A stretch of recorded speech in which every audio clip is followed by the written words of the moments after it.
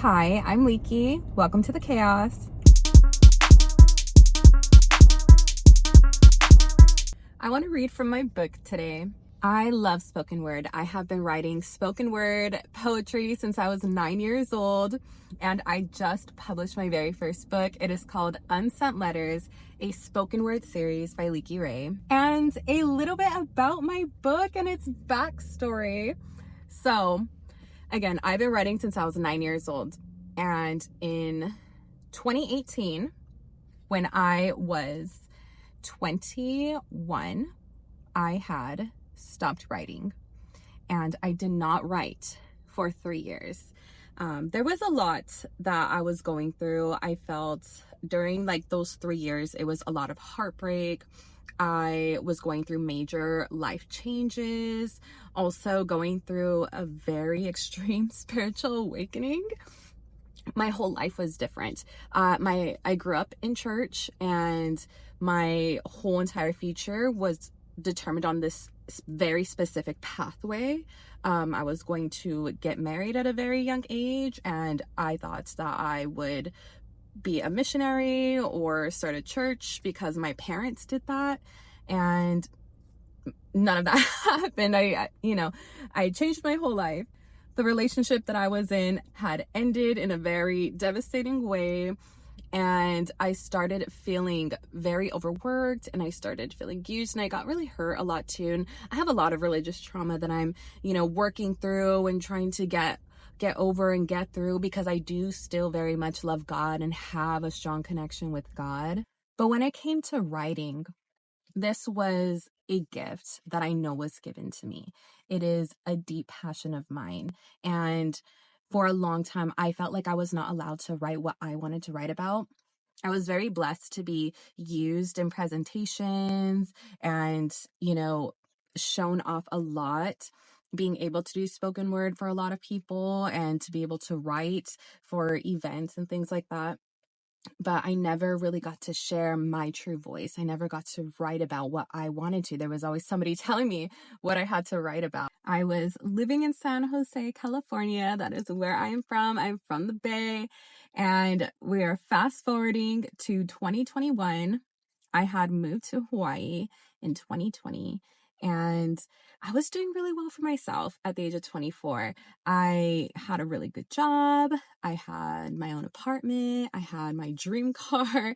And I remember one day I came home from work and I just felt like I was ready to write again. After 3 years of literally not physically writing anything, not even in my notes app. And I just felt it. I wanted to write again. So I went to my table, I lit a very pretty candle, and I also lit up a J, and I just started writing whatever I was feeling. It wasn't even spoken word yet. It was just anything that came to my mind, anything that was sitting in my heart that I had never gotten out. I just started to write. And I looked at my journal, and I made a little piece of art with the ashes from my J, and I just wanted to remember that moment when I first started writing again. And so what I did was I took a picture of it, and that picture is now the cover of my very first book. This book was written out of passion. There were so many bottled up emotions that I had that I finally released in the making of this book. So many things in my heart, so many things on my mind that I finally let out. This book literally healed me and freed me. It gave me the opportunity to share my voice, to share what was breaking my heart, to share what my dreams were, to encourage myself, to give myself hope. I'm going to read to you the very first chapter of my book, the very first spoken word that I ever wrote after 3 years of silence. It is called Heartbreak Up. The artwork is very cute. I made it. But this was the very first time I spoke to my own heart. I spoke to my own self. Dear heart, it's been a minute since we've been connected. I thought of reaching out, but the way that things had ended was too messy and depressing. Couldn't bear another second. I hope you're not offended. Our talk has just begun, but I already sense some tension. That wasn't my intention. Want to heal these open wounds, and there's a lot that needs attention. Wound number 1. There's nothing worse to me than feeling unwanted. Okay, let's unpack this. The obvious results of a parent being absent. I cried myself to sleep at night because I didn't understand why I wasn't good enough to have a sober dad. Or the time when I was 14 and the first boy I ever loved pretended not to know me. It's always the ones that chase you first. I came to the conclusion that boys only love the thought of me, and isn't that the fucking worst? Or when I was 21 and I prepared to be his wife, but he was screwing someone else because he lived a double life. As I said, they only love the thought of me. He didn't even feel bad, not even an apology. That feeling of being unwanted turned into thinking I am not good enough. Why am I never good enough? It's just so much easier to never want anyone than to risk being rejected by the one I want the most. Wound number 2. How old was I the first time? I was 6. And then I was 7. And then I was 8. And then I moved when I was 9.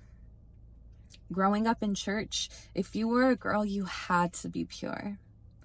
And I did it with a passion, and I did it out of fear because I was told if I didn't wait, I would disappoint my future husband. Mess up once and you're good for nothing. Actually, let me rephrase, get taken advantage of. I was 19. Never really noticed and never really seen. I was a good girl, a sweet church girl, but an easy target apparently. She makes it too easy for him. Yeah, I guess I did. I loved him and believed he loved me. But what he loved was to touch me, and I'd push his hands away till I was weak and I was drained, but he never got tired and he always got his way. Then he'd say that he adores me, as if a wolf adores his prey. I was a sheep, sad to say. And I protected him because I wanted him to stay. I was 22, brokenhearted and too drunk to walk, and he was there. He was sober. And since then, we haven't talked. But of course, I'm the one at fault. I'm the one in sin. He's the innocent church boy, and I'm the whore that derailed him. So I decided to keep the fun parts of sex and leave the feelings behind. I've had friends with benefits, one-night stands, and it made me feel alive. It made me feel powerful. I was in control. I had a sexual awakening and I was on a roll. Look me in the eyes as I capture your soul. Love so divine you relish unfold. Dream night after night of my magical hold. So heart, I disconnected you from my body, and maybe that was bad because I've never made love, but damn it, I can fuck. And I'm the best they've ever had. Wound number 3. I have to be perfect. Perfect all the time. I crave it. I need it. perfection, lest I die. I don't think I fully love and accept myself unless I am. I put so many conditions on the amount of love and goodness I am worthy of based on where I land on my self-made spectrum of perfection. As long as I am perfect, no one has to worry about me. Perfection never raised questions. Perfection never faced rejection. Perfection blurs away everything I hate about myself and my life and gives me the illusion of wholeness. As long as I am perfect, I am whole. As long as I am perfect, I am complete. As long as I am perfect, I can be loved. But I'm not perfect yet. And I never accept who I am in the present to ever be enough. How do I love myself in the present? And not this hypothetical version of me that is more successful and 50 pounds skinnier and wears designer clothes and travels the world. How do I accept myself in the present? Not the version of me that is fully healed and promotes self-love and self-care and sisterhood camaraderie. How do I embrace myself, the raw version? Because honestly, I guess I'm also just in love with the thought of me. Yikes. How's that for reality?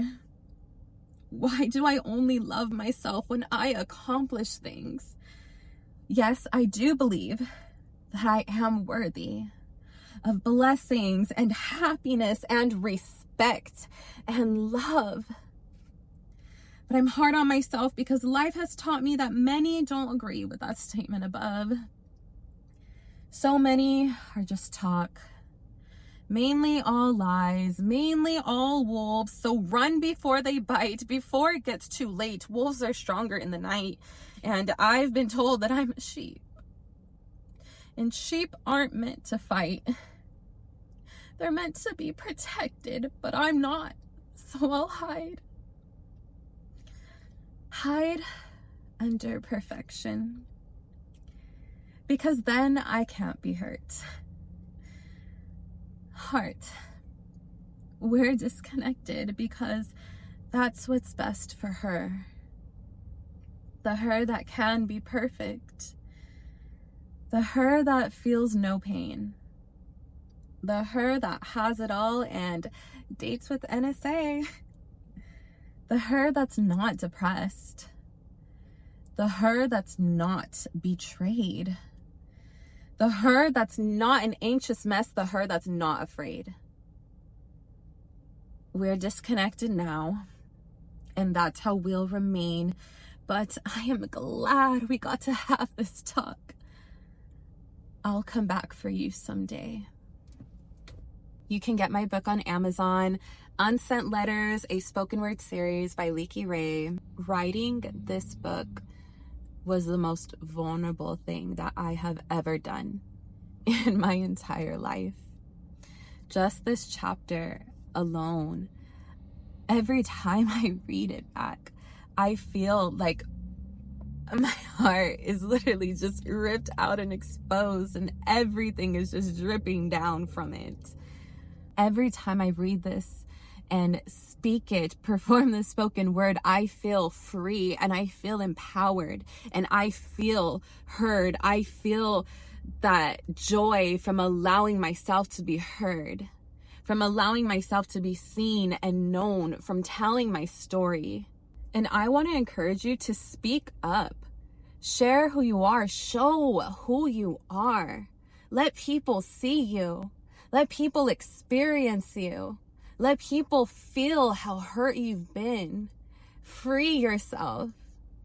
I was so honest in this. You know what, like, was one of the most painful things that I've ever experienced in my life is literally being publicly slut shamed at the age of like 19 years old, from people in church, from grown-ass women, from pastors' wives, from people who I thought were my friends, literally shame me, literally talk bad about me because I loved a boy and because I was being manipulated by him, and I was being talked about how fucking stupid I was and what a whore I was, even though I was a virgin girl, even though he was the first person I ever even held hands with, for real. It literally traumatized me and how I viewed sex and how I viewed love and how I viewed myself and my body. And I feel like it turned me into this ball of hate and pain and grief and shame and sadness. Experiencing these type of heartbreaks, even as like a young girl at 14 years old, I fell in love with this boy and he was so hardcore pursuing me, and we were long distance, and it was a boy from church that I met through a youth conference. And when it came time for us to actually meet in person, he literally acted like I didn't exist, like he wasn't just talking to me the day before telling me how much he loved me. Being honest too about my struggle with perfectionism. This is something that I feel like I am now finally breaking free of.